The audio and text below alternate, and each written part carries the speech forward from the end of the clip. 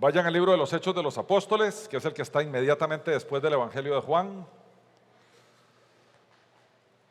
Allí vamos al capítulo 17 del libro de los Hechos de los Apóstoles. Capítulo 17 del libro de los Hechos de los Apóstoles. Y vamos a ir ahí, probablemente en sus Biblias, que están divididas por temas, ahí va a decir el tema Pablo en Atenas. En el versículo 16.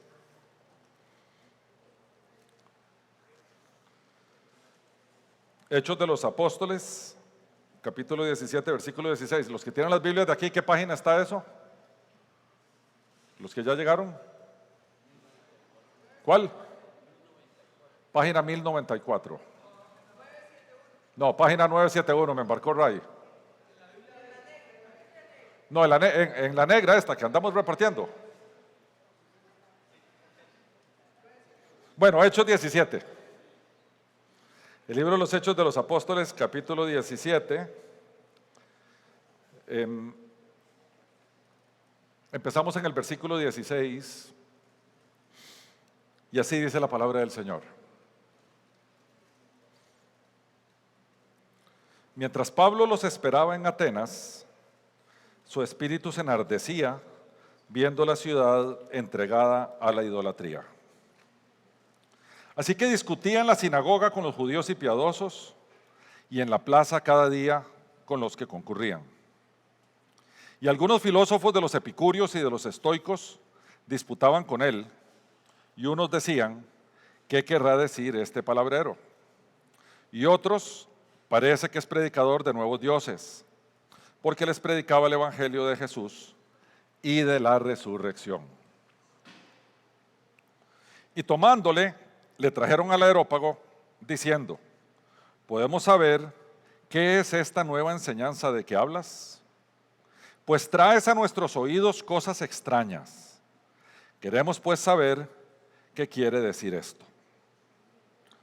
Porque los atenienses y los extranjeros residentes allí en ninguna otra cosa se interesaban, sino en decir o en oír algo nuevo. Entonces, Pablo, puesto en pie en medio del Areópago, dijo: varones atenienses, en todo observo que sois muy religiosos, porque pasando y mirando vuestros santuarios, hallé también un altar en el cual estaba esta inscripción: al Dios no conocido, al que vosotros adoráis, pues sin conocerle, es a quien yo os anuncio. El Dios que hizo el mundo y todas las cosas que en él hay, siendo Señor del cielo y de la tierra, no habita en templos hechos por manos humanas, ni es honrado por manos de hombres, como si necesitase de algo, pues Él es quien da a todos vida y aliento y todas las cosas. Vamos a parar ahí, porque el texto de hoy que vamos a estudiar, permítame un segundo. No, perdón, seguimos adelante. Y de una sangre, dice, ha hecho todo el linaje de los hombres para que habiten sobre la faz de la tierra,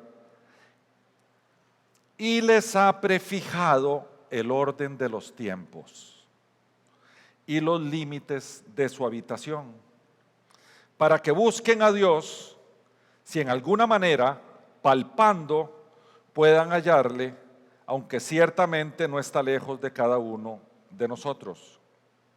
Porque en Él vivimos y nos movemos y somos, como algunos de vuestros propios poetas también han dicho, porque linaje suyo somos. Siendo pues linaje de Dios, no debemos pensar que la divinidad sea semejante a oro o plata o piedra, escultura de arte y de imaginación de hombres.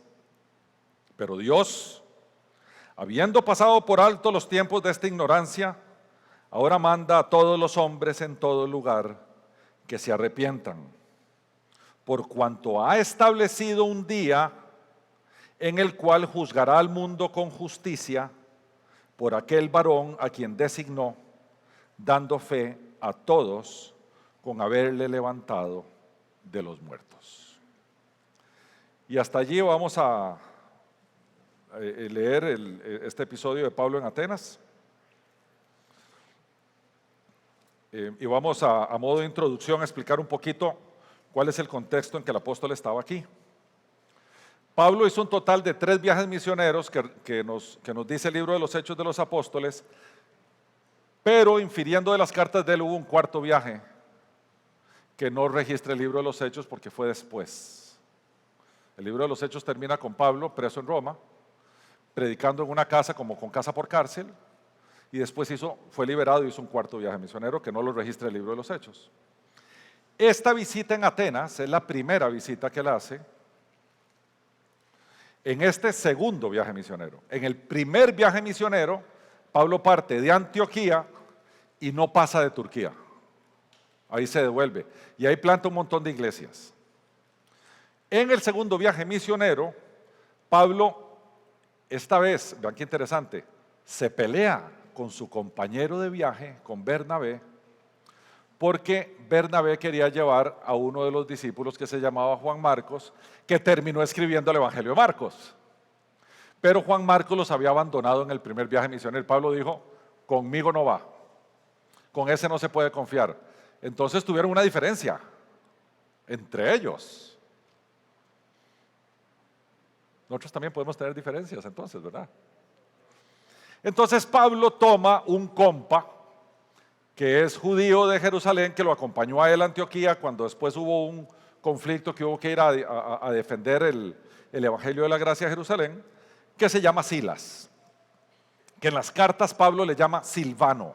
Silvano y Silas son el mismo personaje. Y resulta que se van en el 2.º viaje misionero, que dura alrededor de 3 años, y recorren casi 9.000 kilómetros.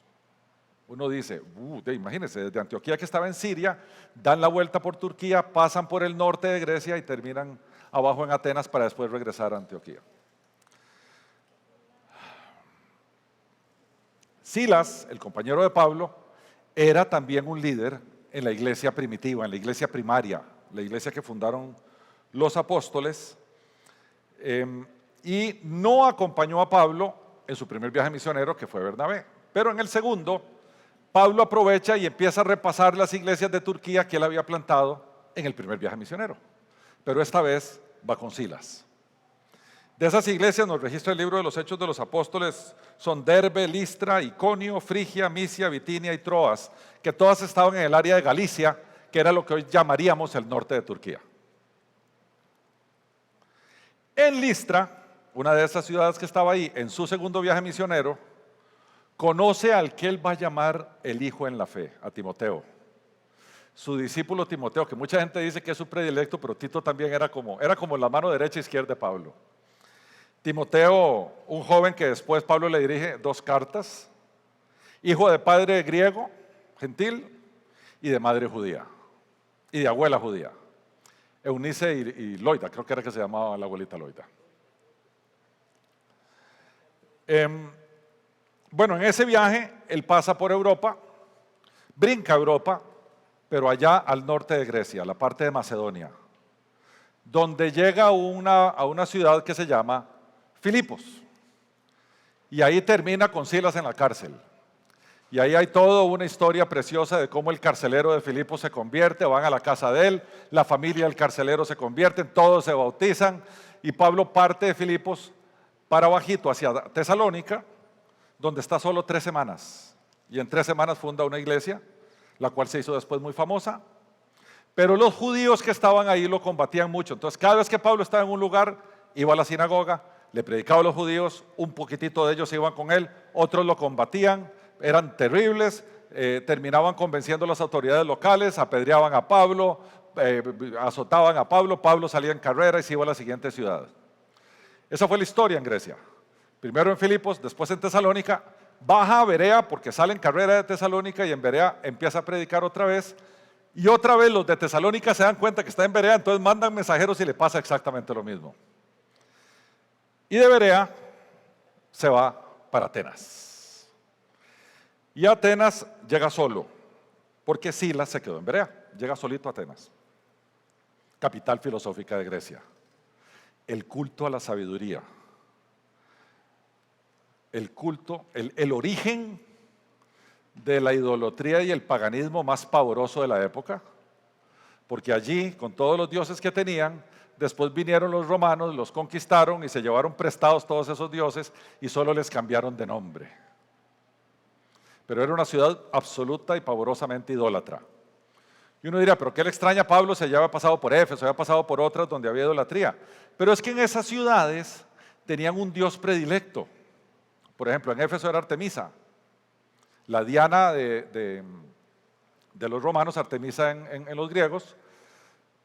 Pero como se dedicaban a uno, en Atenas estaban todos. Había templos para cada uno, habían ídolos levantados, y Pablo llega a Atenas y se compunge, se asquea de aquello. Después de Atenas, baja un poquito más, en la provincia que en aquel tiempo se llamaba Acaya, y llega a Corinto, donde planta la famosa iglesia de Corinto. ¿Okay? Como vimos ahí, en el versículo 16, dice así: cuando él llegó a Atenas, dice, mientras Pablo los esperaba en Atenas, su espíritu se enardecía viendo la ciudad entregada a la idolatría. Pablo ardía porque conocía al Dios verdadero. Cristo se le había aparecido cuando él iba camino a Damasco. Pablo fue el principal plantador de iglesia entre los gentiles y paganos, y él ardía cuando veía que al Dios verdadero no lo volvían a ver y que tenían ese montón de ídolos levantados. Y entonces dice lo que acabamos de leer, que estaba en la sinagoga discutiendo, pero después discutía con los gentiles de la época, particularmente de dos escuelas filosóficas, nos cita el texto. Una eran los epicúreos y la otra eran los estoicos.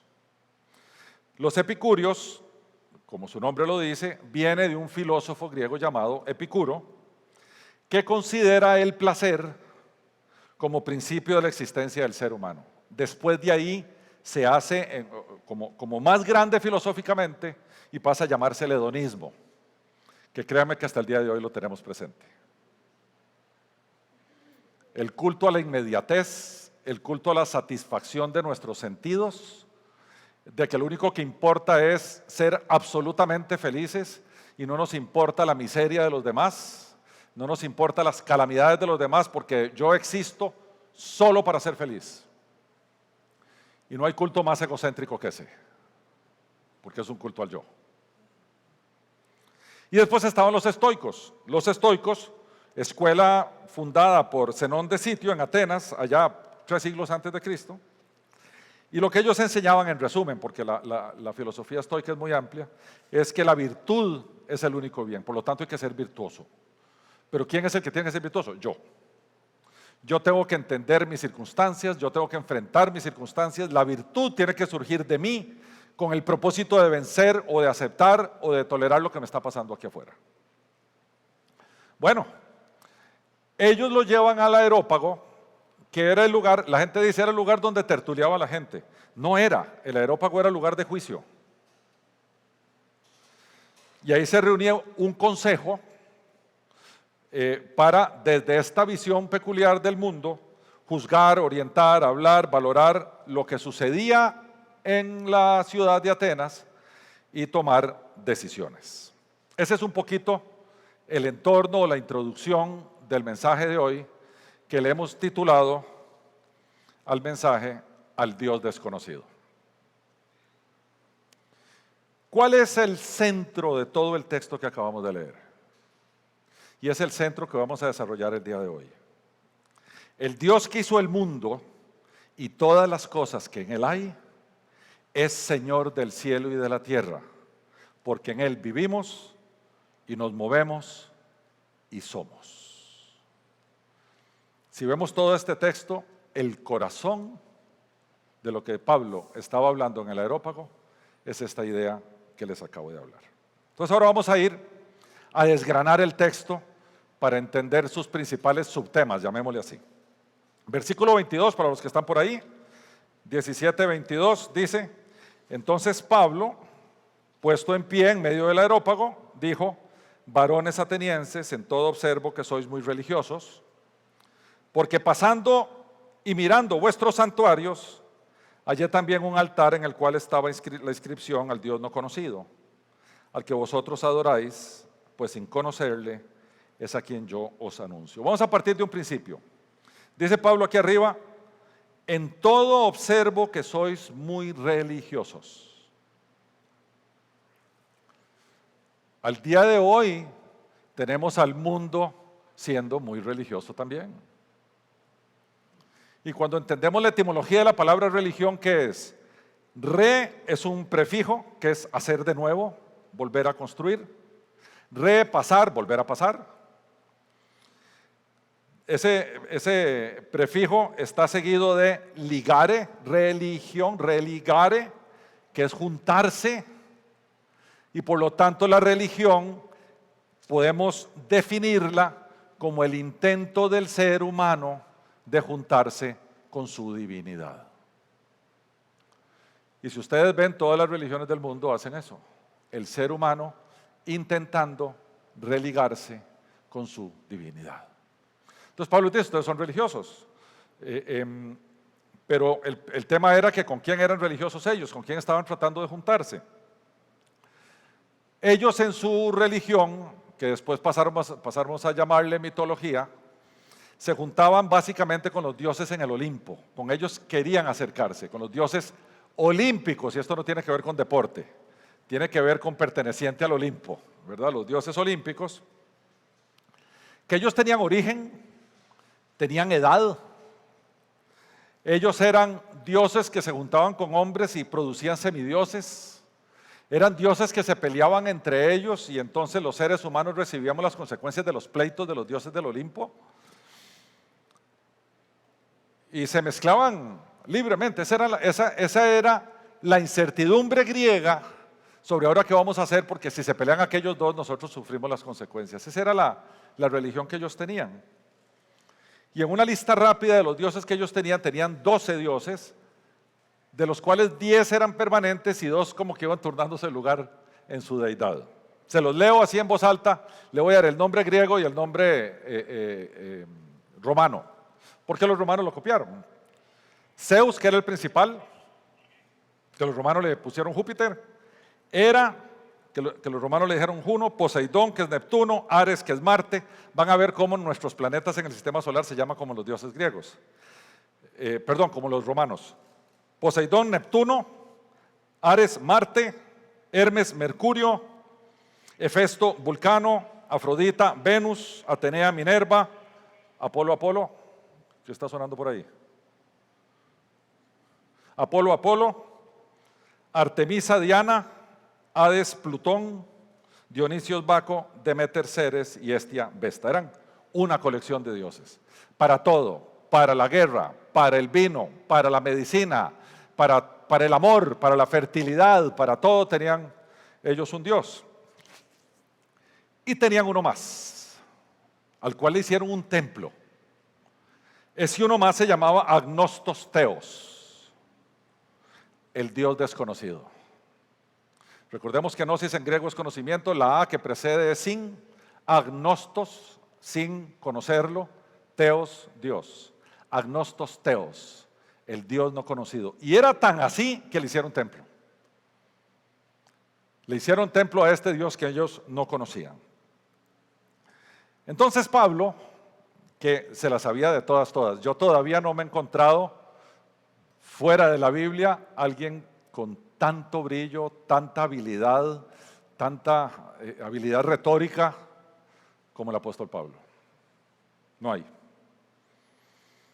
Entonces, vamos a regresar al texto porque ahora vamos a seguir con lo que dice. Decía: al Dios no conocido, al que vosotros adoráis, pues sin conocerles quien yo os anuncio, versículo 23, brincamos al 24 que dice: ese Dios que ustedes no conocen, que yo vengo a anunciarles, déjenme decirle quién es. Y dice: el Dios que hizo el mundo y todas las cosas que en él hay, siendo Señor del cielo y de la tierra, no habita en templos hechos por manos humanas, ni es honrado por manos de hombres, como si necesitase de algo, pues Él es quien da a todos vida y aliento, y todas las cosas. Imagínese Pablo en el Areópago diciéndole eso a todas estas gentes. Estaban llenos de templos, llenos de imágenes, llenos de cosas. Un Dios era para una cosa y otros para otra. Pablo está diciendo, o sea, el desconocido, ese que ustedes no conocen, que vengo yo a predicarles, es el que está aquí arriba de todo esto. Es el que creó todas las cosas. Ustedes no la vieron venir. Un solo Dios, dice Pablo. No los 12 que ustedes tienen. Uno solo.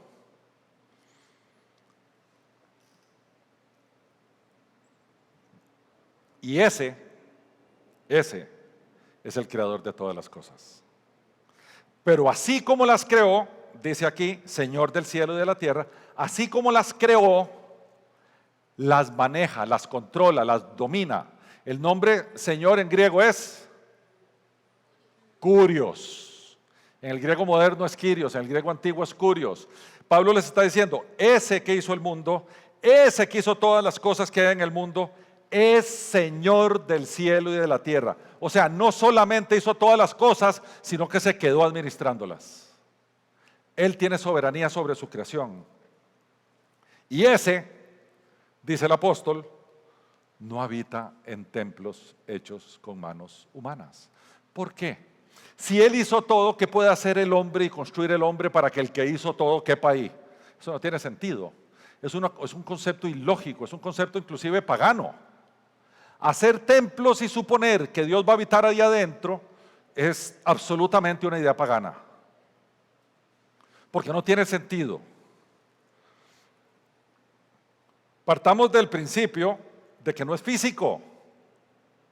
Dios no es físico, porque Él creó lo físico.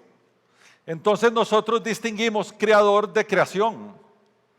El creador creó lo físico, por lo tanto el creador no puede ser físico porque Él no se puede crear a sí mismo, porque para crearse a sí mismo debió existir antes de existir, y eso es una incoherencia lógica. Usted no puede existir antes de existir con el propósito de existir, no tiene sentido. Entonces el Dios que ha existido siempre, no es creado, hizo la creación, y al hacer la creación, que es material, Él no puede ser material. Por lo tanto, ¿qué sentido tiene hacerle un templo? Él no habita en templos. Él está, Él es. Por otra parte, dice aquí, ni es honrado por manos de hombres como si necesitase de algo. ¿Qué son manos de hombres? ¿Qué es lo que hacen las manos de los hombres? Los ídolos. Yo a algunos de ustedes le conté una anécdota de hace un tiempo. Un profesor de tenis de Rolly se divorcia porque la esposa le es infiel. Entonces él se une a un grupo de divorciados que les habían sido infieles, porque él me dice que eso te pega muy adentro de tu ser, ¿verdad? Empezás a pensar que no fuiste lo suficiente y empezás a pensar que el otro es mejor que yo y empezás a pensar un montón de cosas. Entonces hicieron un grupo de ayuda. Ese grupo de ayuda se juntaba una vez por semana e invitaban gente que les diera una charla, y él me pidió que si podía ir a darles una charla. Digo, ¿qué querés que les hable? Me dice, ¿podrías hablarnos de la fe? No se me ocurrió preguntarle dónde era, hasta que lo llamé el día y le dije, mira, yo ya estoy listo, ya tengo, pues tenía que salir del país por trabajo y volver, y cuando regresé, mira, ya estoy listo, ¿dónde es? Me dice, en la Casa Cural de San Rafael de Escazú. Y yo hablando de paganismo y dioses y cosas, imagínense ustedes. Pero ya estaban ahí, ya me estaban esperando, no había más remedio que ir ahí. Entonces me fui a darle la charla, y donde me pasaron, resulta que ellos se reunían en el taller donde reparaban las imágenes. Háganme el favor. Entonces yo estaba a la par dando una charla de una virgen decapitada, que después un chaval iba a reparar, le iba a sacar allá y todo el mundo iba a adorar. No hemos cambiado. Es esto. No es honrado por manos de hombres como si necesitase de algo. Es lo mismo. Sigue siendo el mismo cuento. La historia no ha cambiado.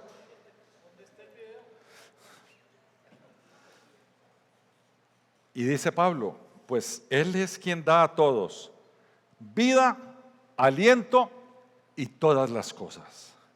Da vida porque Él es vida. El soplo, el neuma, sopla vida en las personas. Gracias, hijo. Gracias. Sopla vida en las personas. Él da vida y la quita. Porque el soplo de vida es lo que tiene a las personas en vida. Da aliento, ese soplo. Y además da todas las cosas. ¿Qué es todas las cosas? A eso se le llama providencia divina. Dios provee todas las cosas. En algunas ocasiones hemos distinguido el amor de Dios y hemos dicho que hay 3 tipos de amor de Dios. Voy a hablar del segundo. Le hemos llamado el amor benefactor, que la Biblia dice que hace salir el sol sobre buenos y malos y que hace llover sobre justos e injustos. Dios provee para la vida. Dios provee para todos. Dios da y hace que las estaciones pasen una detrás de otra, y eso lo que hace es regular la agricultura para que nosotros podamos alimentarnos y comer de su creación. Pablo le está diciendo, Él es el que da vida y el que les da absolutamente todas las cosas. Y vamos al versículo 26, que dice, y de una sangre ha hecho todo el linaje de los hombres, para que habiten sobre toda la faz de la tierra, y les ha prefijado el orden de los tiempos y los límites de su habitación. Aquí ya los griegos estaban vueltos locos con esto. Porque primero dice, de una sola sangre hizo todo linaje. ¿A qué se estaba refiriendo Pablo? A nuestros primeros padres. Pablo estaba defendiendo la creación divina, diciendo que de esa pareja todos habían salido, y eso va en contraposición con los griegos que decían que los dioses habían hecho a los griegos por una parte y a los bárbaros por otra. Y por eso los despreciaban. Pablo le está diciendo, ¿sabe qué? Así no es la cosa. A los judíos les había dicho, ni judíos ni gentiles, somos un solo pueblo, ni esclavos ni libres. Marido y mujer son iguales. O sea, esa igualdad o esa equidad que proclama el Nuevo Testamento y que defiende el cristianismo a capa de espada es lo que Pablo estaba definiendo aquí. Y lo segundo que le dice ahí es que el Dios que hizo todo, que puso de cabeza al ser humano como la cabeza de su creación, para que la administre como Dios la administraría, ese Dios ha prefijado el orden y los límites. Prefijado. Pre, con anterioridad, fijado, determinado. Ha predeterminado el orden y los límites. Ayer vimos, en la conferencia de ayer, cómo ha sido el orden a lo largo de la historia de la redención y cómo lo que falta por ocurrir, ese orden ha sido prefijado por Dios. ¿Por qué? Porque Él no puede asegurar un final si no administra las variables que llevan a ese final. Dios no está aquí esperando a ver qué va a pasar para ver si lo corrige. No sería Dios. No sería el Dios que todo lo conoce, que todo lo sabe, que todo lo ve, que todo lo puede. No sería. Él ha prefijado las cosas porque Él asegura un resultado. ¿Cuál es el resultado? El resultado es que el pueblo redimido viva con Él por una eternidad. Para que eso ocurra, tiene que pasar todo esto que está aquí, que Él ha prefijado en su orden. Lo interesante es que aquí detrás de esto hay un concepto que es un atributo divino difícil de digerir para los griegos de entonces y para nosotros ahora. Dios es soberano, es supremo, reina y gobierna. No solamente es el rey de Inglaterra, sino es el primer ministro. Para ponerlo en reina y gobierna, la diferencia. Es soberano y es supremo, no hay un ser por encima de él. Y al decir soberano es que él reina, vamos a ponerlo en figura de rey, está sentado en su trono y él decreta. Y su pueblo le obedece. Para los griegos eso era muy duro, pero para el ser humano del siglo XXI,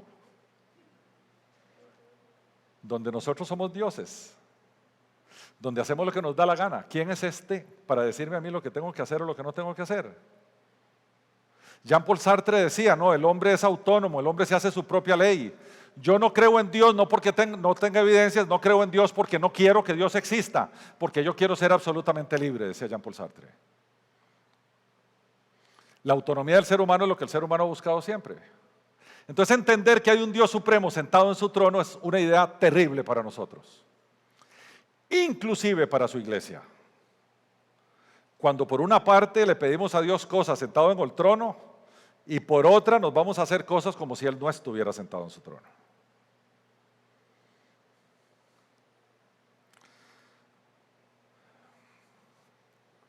El ser humano, por otra parte, lo hemos dicho varias veces, es antropocéntrico.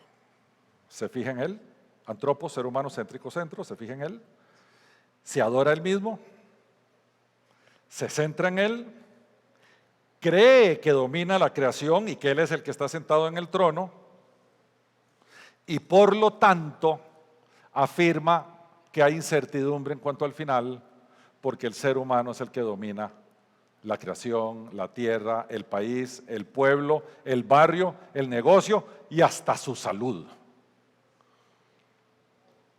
Por otra parte, la Biblia nos enseña que la cosa no es así, que esto es teocéntrico, el centro es Dios.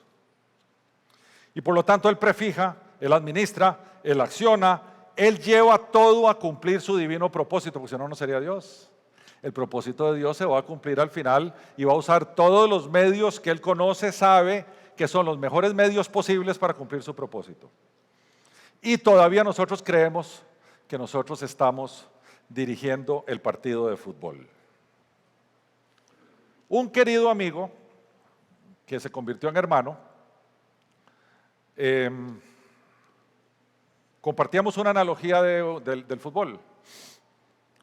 Yo equivocadamente, debo decir, y él me corrigió acertadamente, yo equivocadamente siempre ponía esta analogía, decía, bueno, la FIFA hace las reglas, en el centro hay una cancha que está marcada y los jugadores entran a jugar con esas reglas en ese límite y hay un director técnico que va dirigiendo a los jugadores, pero los jugadores de alguna manera tienen alguna libertad para hacer las jugadas y los más habilidosos hacen ciertas cosillas que tienen esa libertad dada por el director técnico. Y me dice mi querido amigo, qué equivocado estás, porque vos no sos el jugador. Y entonces, ¿quién soy? Vos sos la bola. ¿Y ustedes saben quién es el que mete el gol? Vos sos la bola. La bola no provoca el gol, la bola no provoca la jugada, la bola no hace el resultado final. Lo que es más, es como ver un partido de fútbol por tele que ocurrió el día anterior, porque ya sabemos el resultado. Así que no se sientan jugadores, siéntanse bolas. Vamos al versículo 27. Sigue diciendo el apóstol, para que busquen a Dios, si en alguna manera palpando puedan hallarle, aunque ciertamente no está lejos de cada uno de nosotros. Y agrega, que es genio Pablo, porque en Él vivimos y nos movemos y somos. Como alguno de vuestros propios poetas también ha dicho, porque linaje suyos somos. Para que busquen a Dios, uno dice, pero no es que a Dios no se le puede buscar. Bueno, es que esto hay que ligarlo con el versículo anterior, ¿verdad? Que decía, Él ha prefijado el orden de los tiempos y los límites de su habitación para que busquen a Dios. O sea, ha prefijado todo para que busquen a Dios y en alguna manera palpando pueden hallarle. Y uno dice, pero de ahí, si no hay quien les predique, ¿cómo saben que Dios existe? No vayan a este texto, yo se los voy a leer. Está en Romanos 1, 19, 20, que lo hemos hablado 1.000.000 de veces. No es un texto de salvación, pero es un texto de remover una excusa. Dice así el apóstol a la iglesia que se congregaba en Roma lo siguiente: porque lo que es de Dios se conoce, lo que de Dios se conoce les es manifiesto, pues Dios se lo manifestó. ¿Cómo? Así explica Pablo. Porque las cosas invisibles de Él, Su eterno poder y deidad se hacen claramente visibles desde la creación del mundo, siendo entendidas por medio de las cosas hechas. En otras palabras, nosotros podemos discernir al Creador viendo su creación. Por eso no hay excusa. Entonces, a estos le dice, para que busquen a Dios y de alguna manera palpando puedan hallarle, aunque ciertamente no está lejos de cada uno de nosotros. Es interesante, el ser humano ha buscado divinidades desde que es ser humano. Siempre. El ser humano siempre ha tenido ese vacío adentro y siempre ha buscado qué adorar. Si ustedes estudian todas las civilizaciones siempre han tenido esa necesidad de un ser superior. Eso con que fuimos hechos. El problema de la humanidad es que lo ha buscado en los lugares equivocados. Y como el ser humano es caído y egocéntrico, lo que anda buscando son dioses que le complazcan. Dioses que si te sentás a hacer una oración te la responda como vos querés. Dioses que si le haces un sacrificio le aplacás su ira. Dioses que si una vez al año haces una peregrinación te va a conceder lo que le pediste porque hiciste un sacrificio para allá. Entonces nos hacemos dioses a nuestra medida. Porque necesitamos eso, pero lo buscamos en el lugar equivocado. Lo otro, y me voy a permitir decir algo, yo sé que es muy grueso, pero así es. Nosotros no queremos que el Dios de la Biblia exista, como seres humanos. No es que no creamos que exista, es que no queremos que tal Dios exista. Un Dios santo, un Dios puro, que demanda de nosotros santidad y pureza. Que demanda de nosotros obediencia. No queremos que ese Dios exista. Preferimos un Dios tolerante que nos deja hacer lo que nos da la gana, entrar en las impurezas que nos dé la gana entrar y que de repente nos volvemos a ver, nos arrepentimos y chan, chan, el que peca y reza empata.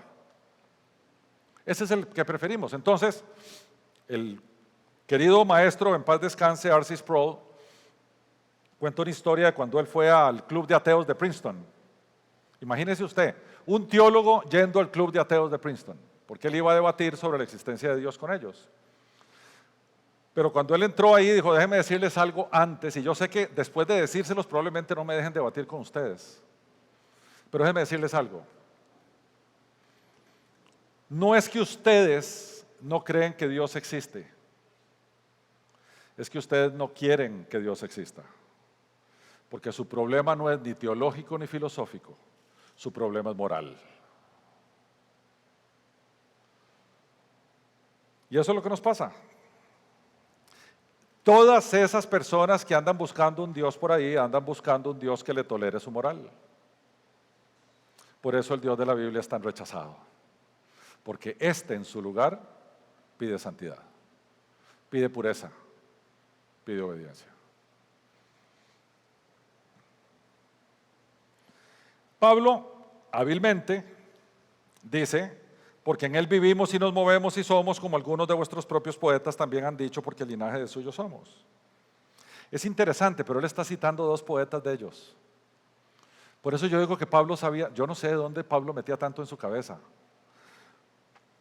Una cita de un poeta que se llamaba Epiménides el Cretense, 600 años antes de Cristo. Él es el que decía, en él vivimos y nos movemos y somos. Y el otro, Arato de Cilicia, 310 años antes de Cristo, es el que decía, linaje de suyo somos, linaje suyo somos. Entonces Pablo toma las ideas de ellos y viene las desarrolla desde la teología bíblica. Alguien dice, pero está tomando unas cosas que dijeron los paganos. No todos los paganos están equivocados en su divinidad, pero hay un montón de cosas que están en lo correcto.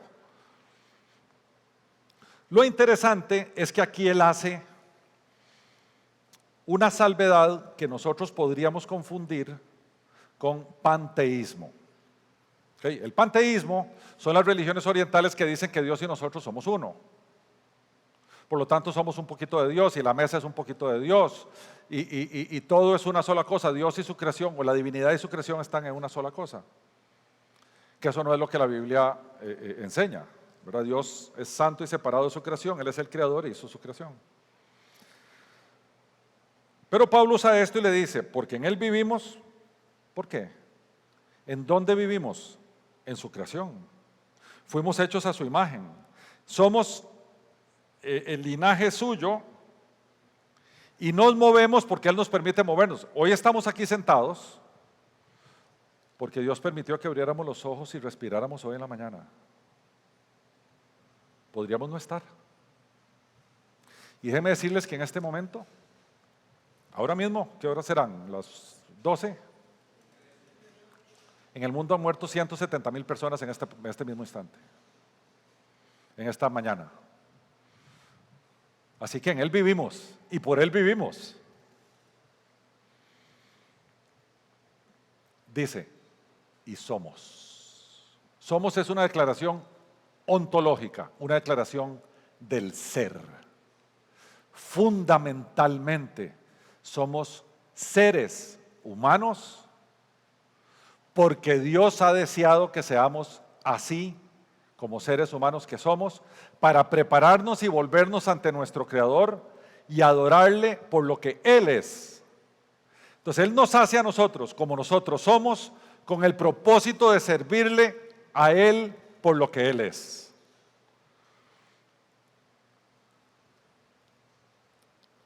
Y dice, sigue adelante en el versículo 29, que dice, siendo pues linaje de Dios, no debemos pensar que la divinidad sea semejante a oro, plata, piedra, escultura de arte o de imaginación de hombres.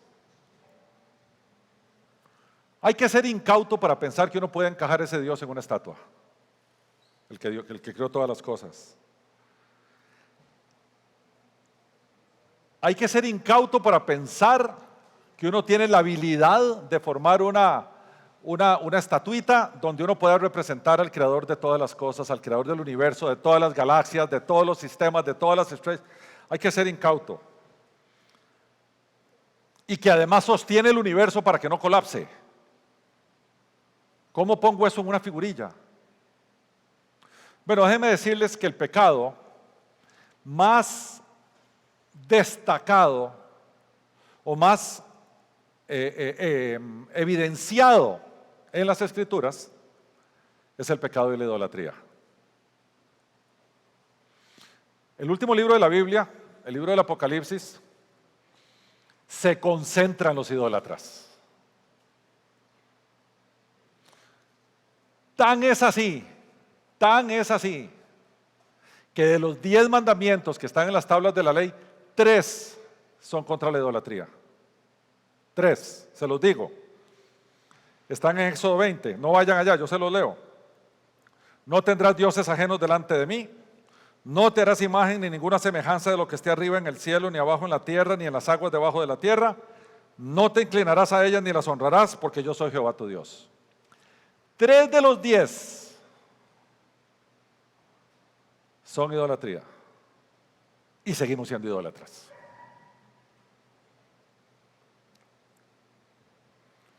¿No creen ustedes que eso es tentar a Dios? Eso está diciendo, chivita, yo hago las estatuas que me da la gana. Al Todopoderoso. Ahora dice, versículo 30, pero Dios, habiendo pasado por alto los tiempos de esta ignorancia, 17:30, ahora manda a todos los hombres en todo lugar que se arrepientan. Vean que les doy un chance. Por cuanto, oigan esto, ayer lo vimos en la conferencia de ayer, por cuanto ha establecido un día en el cual juzgará al mundo con justicia. ¿Quién va a juzgarlo? Por aquel varón a quien designó, dando fe a todos con haberle levantado de los muertos. El juez es Cristo Jesús. Pero vean qué interesante, dice, Dios habiendo pasado por alto. ¿Esto qué es? La paciencia divina. Gracias al Dios de la paciencia, uno de sus atributos es la paciencia. Dice el Salmo 86:15, mas tú, Señor, Dios misericordioso y clemente, lento para la ira y grande en misericordia y verdad. Por dicha, Dios es paciente. El problema es que esa paciencia la tuvo mientras, como dice aquí el texto, éramos ignorantes. Repito, pero Dios, habiendo pasado por alto los tiempos de esta ignorancia, mientras éramos ignorantes, pero ahora la revelación está en el mundo entero. Por lo tanto, no se puede alegar ignorancia. Y entonces, como no se puede alegar ignorancia, dice el apóstol, ahora manda a todos los hombres en todo lugar que se arrepientan. Queridos estudiantes bíblicos, la palabra arrepentimiento en griego es metanoia. Metanoia es cambio de forma de pensar, cambio de vida.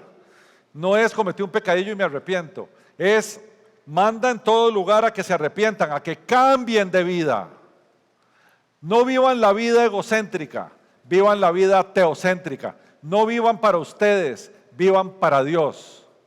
Y Dios, que está en su reino y su justicia, nos dará a nosotros las añadiduras, nuestro diario vivir. Por eso Jesús en el Sermón del Monte nos dijo, buscad primero el reino de Dios y su justicia y todas estas cosas os serán añadidas. ¿Cuáles son las cosas? Lo que comemos, lo que vestimos, todas estas cosas. Entonces, arrepiéntanse quiere decir, en vez de andar ustedes satisfaciendo su hedonismo, vuélvanse al Dios de los cielos, adórenlo, obedézcanlo y Él se encargará de darles lo que ustedes de por sí andaban buscando. Pero la motivación cambió. Porque ahora yo voy a recibir lo que Él quiere darme. No voy a recibir lo que yo quiero tener. Y esto va a hacer que yo entonces viva una vida para Él, con el propósito de servirle a Él y por lo tanto cumplir el propósito de Él. Porque todo es por Él y para Él. Y dice el apóstol, el juez, ese juez que va a juzgar ahora al mundo, porque ya se los advertí, vean que ya todos lo saben. Recuerden que la fe cristiana se diseminó como la espuma en el Imperio Romano. Creció una barbaridad en el primer siglo, pero los siguientes dos, el siglo II y el siglo III, se invadió tanto que hasta Constantino dijo, aquí hay que dejarlos libres, y después Teodosio la hizo oficial del Imperio Romano. Así que estaba por todo lado. ¿Cómo está hoy? Hoy está por todo lado. No es que no se sepa, es que se combate, pero está en todo lado. Y lo que dice Pablo es, porque va a venir el juicio, porque hay juicio, porque al ser Dios santo, algún día va a tener que juzgar al que se opone a Él, al que lo irrespeta, al que se rebela, al que desobedece. Porque Dios es justo y su justicia necesariamente tiene que castigar al pecador. Necesariamente, si no, no sería un Dios justo. Ese juez justo, Pablo dice, les voy a demostrar que es Él. Y dice, dando fe a todos con haberle levantado de los muertos. La resurrección de Jesús. Hoy en día la podemos comprobar desde muchas maneras. Los apologetas o los defensas de la fe están adiestrados para demostrar que eso es así. Pero en aquellos tiempos era muy fácil. Jesús resucitó y se mostró a gente que estaba en el momento y que habían testigos en contra de que Jesús era el Mesías, que vivían en el mismo tiempo y en la misma época. O sea, la resurrección, a diferencia de nosotros, en aquel tiempo fue testificada y vivían testigos en ese momento y amigos de testigos y gente, y por eso fue que el cristianismo se disparó. Los 11 apóstoles, porque uno se ahorcó, los 11 apóstoles eran unos pendejos. Salieron en carrera cuando crucificaron a Cristo, menos Juancito que se quedó ahí, pero todos los demás salieron en carrera. ¿En qué momento se hicieron valientes?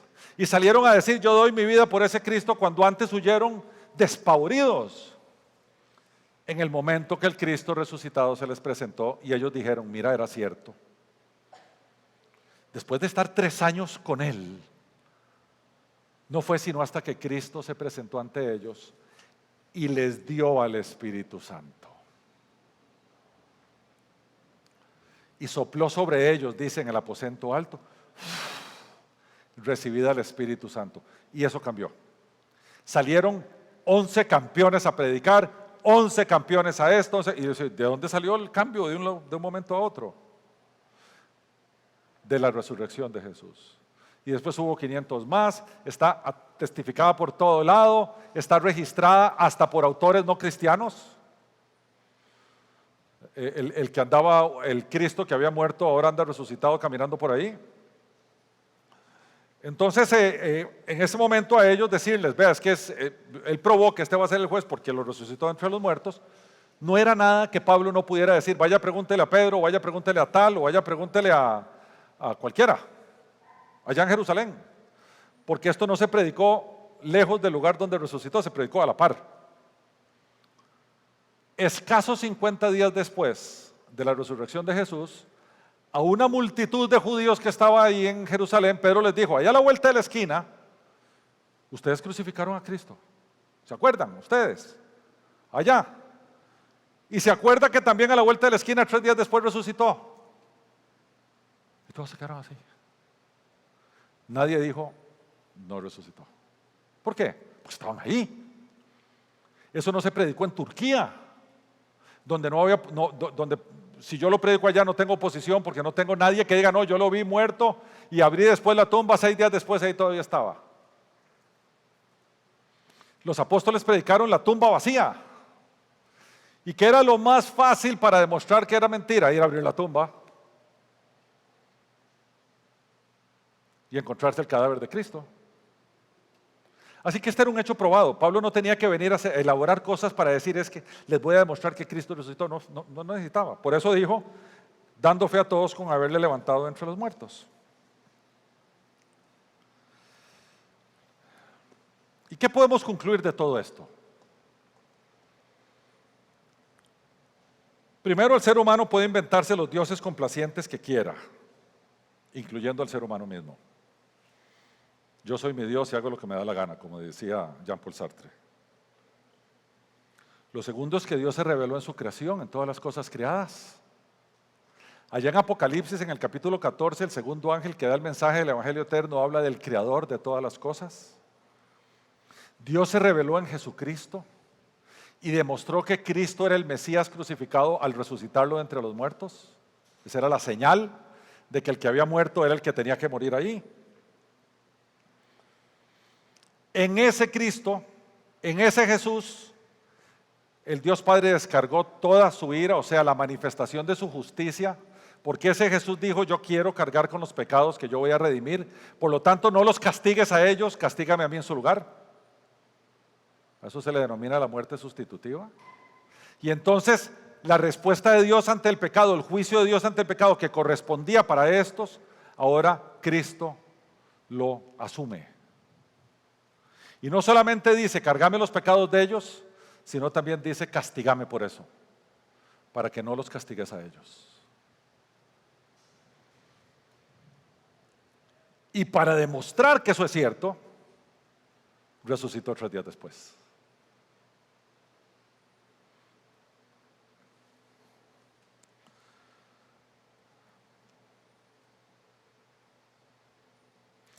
En esa cruz murió el juez.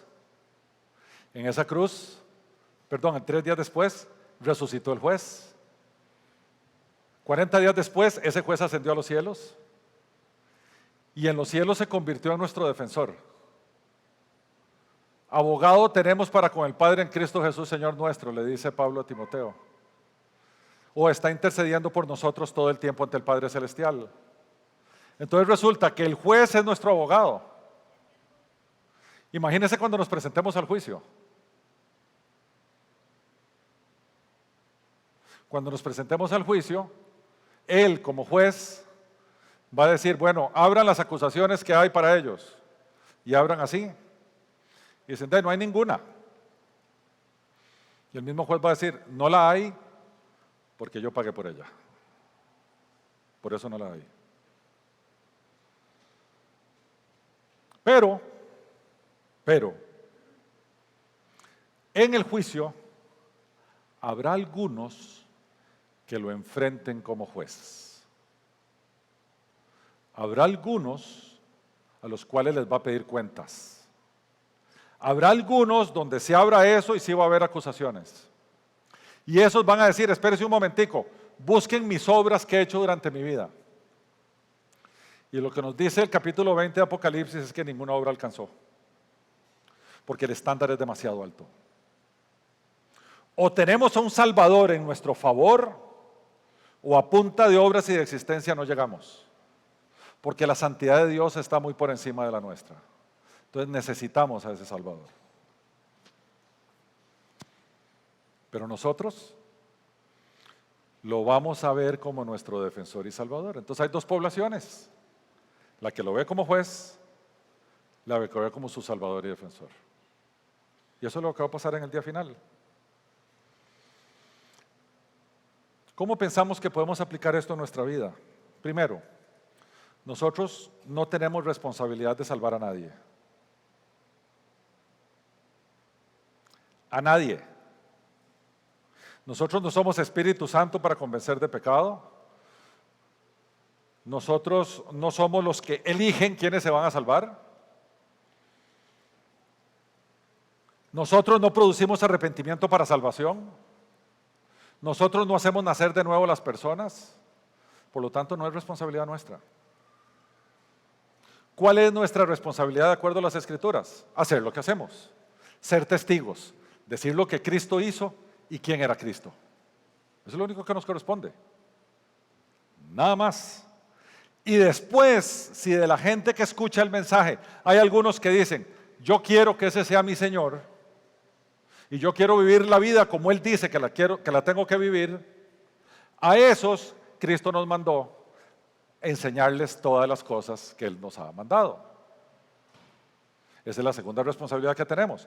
La primera es ser testigos. La segunda, para aquellos que se entregan a Cristo como su Señor, enseñarle todas las cosas que nos ha mandado. ¿Dónde están todas las cosas que nos ha mandado? Aquí está, en la revelación divina, no están escondidas.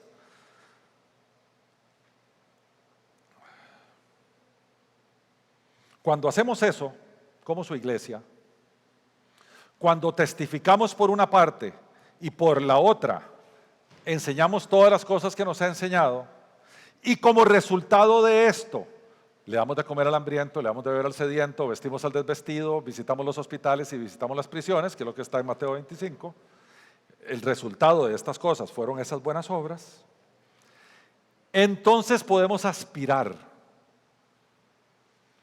a que el Señor, cuando lleguemos arriba, nos toque así el hombro y nos diga: bien, buen siervo fiel, sobre poco has sido fiel, sobre mucho te pondré, entra en el gozo de tu Señor. ¿Cuándo dijo eso? En la famosa parábola de los talentos. A uno le dio un talento, otros 2 y otros 5, y esos fueron a producir para su Señor cosas. Bueno, a cada uno de nosotros Él nos ha dado talentos, nos ha dado dones, nos ha dado talentos, nos ha dado habilidades, y así como nos ha dado, Él espera que nosotros produzcamos para Él. Entonces sí, yo no sé ustedes, pero yo quiero sentir la mano de Él aquí diciéndome: bien, bien, siervo fiel, sobre poco has sido fiel, porque lo poquito que podemos hacer, pero sobre mucho te pondré, entra en el gozo de tu Señor. Por lo tanto, el que para muchos es el Dios desconocido,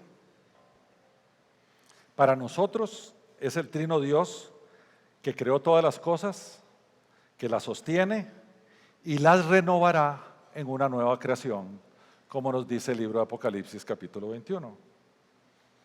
Las evidencias de su existencia, encarnación, muerte, resurrección, ascensión a los cielos y segunda venida son claras. Nuestro Señor dejó a su iglesia en la tierra para proclamar estas verdades. Por lo tanto, desde la perspectiva divina, somos protagonistas en ese plan divino y eterno. Tenemos que propagar las buenas nuevas del Evangelio. Demos gracias a nuestro Señor y adoremos. Te bendecimos, Padre, porque en tu misericordia nos has escogido para servirte. Nos has escogido para proclamarte, para anunciarte, para testificarte. Y nos has escogido también para enseñarles a aquellos todas las cosas que tú nos has mostrado. A estos servidores inútiles e incompetentes, como dice tu palabra, tú nos has dado lo que necesitamos para hacer esa tarea. Por lo tanto, es mérito tuyo, no nuestro. Al Creador de todas las cosas, al majestuoso y supremo Dios, sea la gloria y el honor, la alabanza y la adoración por todos los siglos de los siglos. Amén.